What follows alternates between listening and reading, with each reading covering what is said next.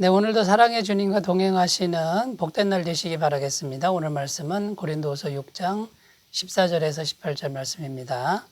너희는 믿지 않는 자와 멍에를 함께 매지 말라. 의와 불법이 어찌 함께하며 빛과 어둠이 어찌 사귀며 그리스도와 벨리알이 어찌 조화되며 믿는 자와 믿지 않는 자가 어찌 상관하며 하나님의 성전과 우상이 어찌 일치가 되리요.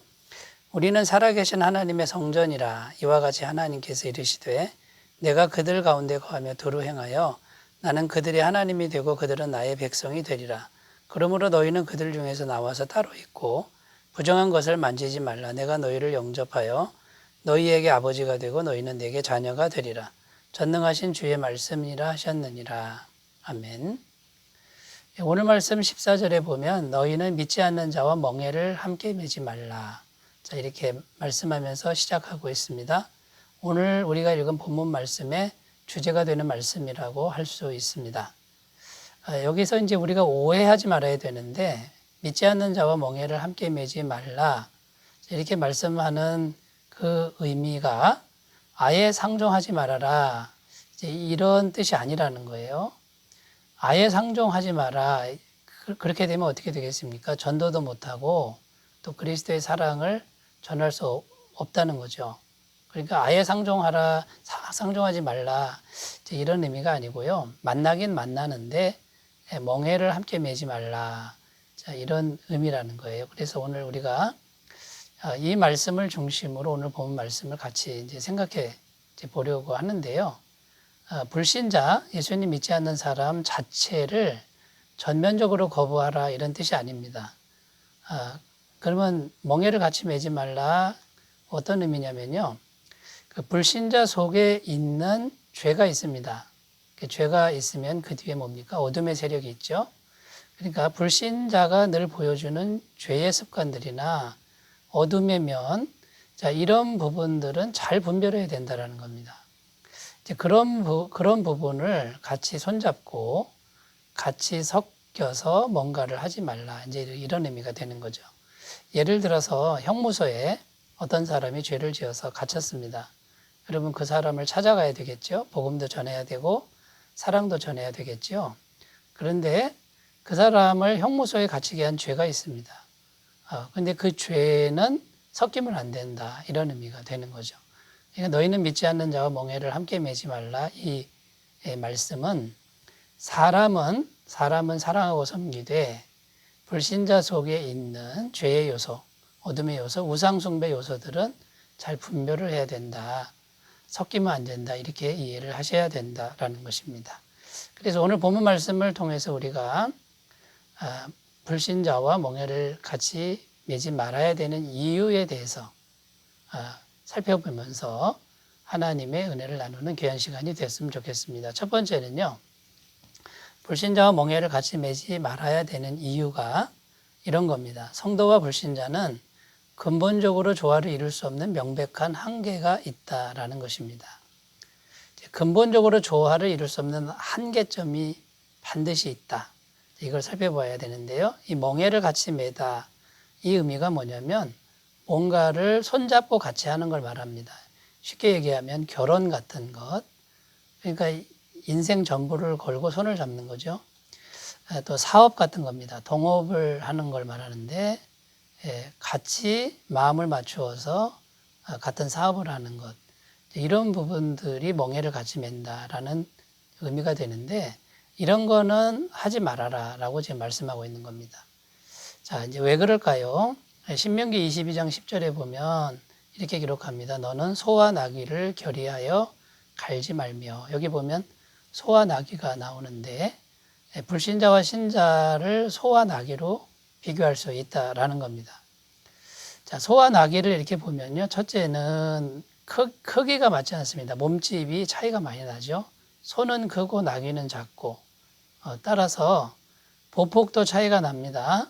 그러니까 멍에를 메워 놓으면 참 이게 맞지가 않고요. 기우뚱기우뚱 거려서 결국은 같이 갈 수가 없는 거죠. 두 번째는 성격이 차이가 있습니다. 소는 온순하고 나귀는 급합니다. 그러니까 여러분 같이 갈 수가 없는 거다라는 거죠. 셋째는 영적인 의미가 다릅니다. 소는 정결한 짐승이죠. 제사에 쓰이는 정결한 짐승이고 나귀는요. 영적으로 부정한 동물입니다. 굽이 갈라지지 않았고 되새김질을 하지 않기 때문에 부정한 동물이다. 이렇게 성경은 규정하고 있는 것이죠. 그러니까 소와 나귀를 같은 멍에를 메워 놓으면 안 되는 것처럼 불신자와 신자 간에도 이렇게 근본적인 차이가 있고 같이 가다 보면은 도저히 같이 갈 수 없는 어떤 그 한계점, 그 지점에 도달할 수밖에 없다라는 겁니다. 자, 그래서 신자와 불신자의 그 근본적인 한계가 뭘까요? 첫째는 존재 이유가 다르다는 겁니다. 신자는 하나님의 영광을 위하여 존재하고 불신자는 자기 만족을 위하여 존재한다라는 거죠. 이 자기 만족이라고 하는 것은 이기심이고 이것이 죄의 근원이 되는 겁니다. 둘째는 가치관과 사고방식이 다르다는 겁니다. 신자는 영적인 가치관, 천국 가치관을 추구하는 거고 불신자는 육적 가치관, 또 세속적인 가치관을 추구할 수밖에 없다. 결국은 같이 멍에를 메고 가다가는 한계점에 도달할 수밖에 없다라는 것이고요. 셋째는 마지막 운명이 다릅니다. 결국이 다르다는 거죠. 신자는 영생으로 또 천국으로, 불신자는 영벌로 지옥으로 가는 이제 그런 결국이 될 수밖에 없다라는 것입니다. 여러분, 그러므로 성도와 불신자는 처음에는 같이 갈 수 있을지 모르지만요. 가면 갈수록 근본적인 명백한 한계에 부딪힐 수밖에 없다. 그러니까 불신자와 멍에를 같이 매지 말아라. 이렇게 권면하고 있다는 것을 유념하셨으면 좋겠습니다. 자, 두 번째, 불신자와 멍에를 같이 매지 말아야 될 이유는 영이 근본적으로 다르다라는 겁니다. 15절 말씀, 그리스도와 벨리알이 어찌 조화되며. 벨리알이라고 이렇게 나오는데 이 마귀를 말합니다. 귀신들의 왕을 말하는 거고요. 이 벨리알의 뜻이 뭐냐면 거짓 증인, 거짓말, 모함하다, 음모하다. 마귀의 전형적인 그 속성을 보여주고 있는 것이죠. 그러니까 신자는 그리스도의 영이 함께하고 있는 것이고 불신자는 벨리알의 영이 함께하고 있는 것이다라는 겁니다. 이것은 쉽게 말해서요. 빛과 어두움과 같은 겁니다. 여러분, 빛과 어두움이 같이 있을 수 있겠습니까? 빛이 있으면 어둠은 물러가고 그 다음에 어둠이 오면 빛이 물러가고 이렇게 되는 거죠. 그러니까 여러분, 영이 다르면 공존할 수가 없다라는 겁니다. 자, 그런데 이제 우리 불신자 안에는 어둠이 있는데 이 어둠을 빛으로 비춰야 되겠죠. 이 빛은 뭐냐면 예수님이고요. 예수님께서 십자가에 피 흘려 죽으시고 우리 죄값을 지불하셔서 우리에게 빛이 되었다라고 하는 복음을 전하면 그것을 받아들이기만 하면 불신자 안에 어둠은 떠나가게 되어 있다라는 것입니다. 자, 여기도 같은 원리가 적용됩니다. 불신자와 사귀긴 사귀어야 되는데 이 사귀는 것은 어둠과 손잡기 위한 게 아니라는 겁니다. 복음을 전하기 위한 것이고 빛을 전하기 위한 것이다라는 것을 우리가 분명히 해야 된다라는 거죠. 자, 그렇다면 여러분, 목적이 무엇입니까? 우리 신자의 목적은 무엇입니까? 거룩함이 목적이 되는 것이고요. 불신자의 목적은 무엇입니까? 거룩이 아니라 자기의 욕심을 채우고 성취하는 것이다라는 겁니다. 그래서 오늘 말씀 17절에 보면 그러므로 너희는 그들 중에서 나와서 따로 있고 부정한 것을 만지지 말라. 불신자와 멍에를 같이 매지 말라. 이 말은 이 부정한 것과 섞이지 말라 이런 의미죠. 도무지 상종하지 마라 이런 뜻이 아니라는 것 다시 한번 우리가 새겼으면 좋겠습니다. 여러분, 거룩해야 되는데 우리가 어느 부분이 거룩해야 되겠습니까? 역시 마음과 영혼이 거룩해야 되겠죠. 이 마음과 영혼의 거룩함은 빛이신 예수님이 들어오셔야만 됩니다. 우리 행위의 노력으로 하는 게 아니라는 거죠. 그런데 불신자들은 예수님을 마음에 모시기보다는 자기 행위의 노력으로 말하자면 선해지려고 그러고 거룩해지려고 하는데 사실 하나님 보시기에는 전혀 거룩하지 않다라는 겁니다. 여러분, 이것을 우리가 꼭 기억하시고 어쨌든 영이 근본적으로 다르다. 그러므로 손을 잡고 계속 가기에는 한계가 있다. 이렇게 정리를 하셨으면 좋겠습니다. 자, 세 번째입니다. 불신자와 멍에를 같이 매지 말아야 되는 이유는 일하는 방법이 근본적으로 다르다라는 것입니다. 18절 말씀, 너희에게 아버지가 되고 너희는 내게 자녀가 되리라. 전능하신 주의 말씀이니라.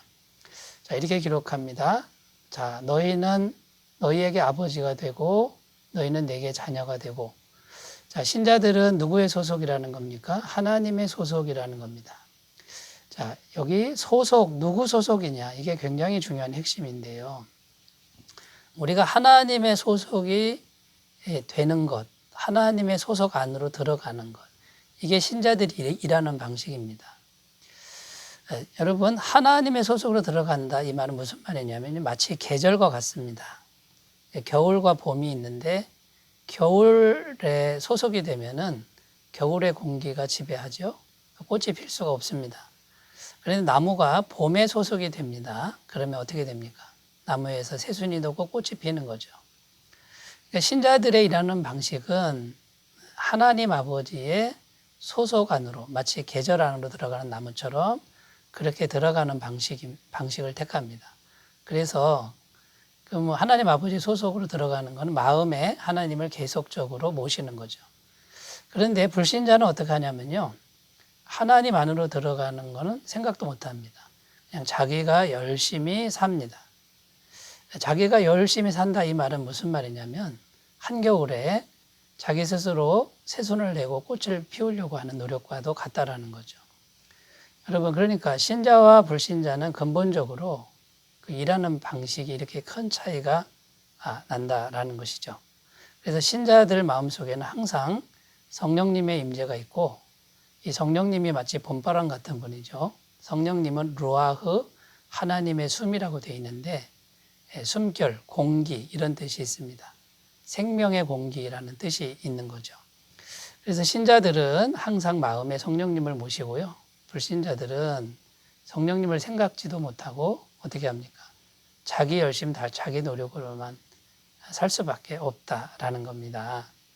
그래서 신자와 불신자가 손을 잡지 말아야 되는 근본적인 이유 중에 하나가 이렇게 하나님의 소속으로 들어가는 사람과 못 들어가는 사람, 이 차이가 있다는 것이고요. 여기서도 또 똑같이 적용되는데 절대로 상종하지 말아라 이런 뜻이 아니고요. 계속해서 교제하고 만날 때 하나님의 소속으로 이끌어갈 수 있는 그런 복음 전파와 사랑의 섬김이 필요하다라는 것입니다. 데살로니가전서 5장 17절 우리 신자들은 쉬지 말고 기도하라. 성령의 소속으로 들어가시기 바라겠고요. 골로새서 4장 2절 기도를 계속하고 기도에 감사함으로 깨어 있으라. 끊임없는 기도 생활을 할 것을 말씀하고 있습니다. 잘 순종하시기 바라겠습니다. 기도합니다. 하나님 아버지, 우리가 살아가는 세상에는 신자도 있고 불신자도 있습니다. 사귀어야 되고 섬겨야 되고 복음을 전해야 되지만 근본적인 한계가 있습니다. 같이 손을 잡고 계속 갈 수는 없다라는 것. 그래서 빛을 비추고 사랑으로 섬기는 우리들이 필요합니다. 주님, 분별과 지혜를 주시옵소서. 예수님의 이름으로 기도드립니다. 아멘. 주의 임재 충만하시기 바라겠습니다. 감사합니다.